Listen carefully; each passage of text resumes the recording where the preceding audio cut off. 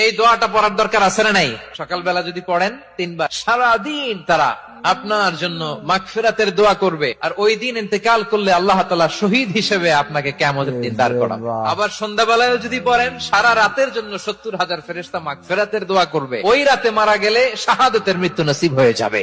সকাল সন্ধ্যার যে জিকির, এই জিকিরের অন্তর্ভুক্ত করে নেবেন এই ওয়াজিফাটা। ওয়াল্লাহুল্লাযী লা ইলাহা ইল্লাহু আলিমুল গায়বি ওয়াশ শাহাদাতি হুয়ার রাহমানুর রহিম।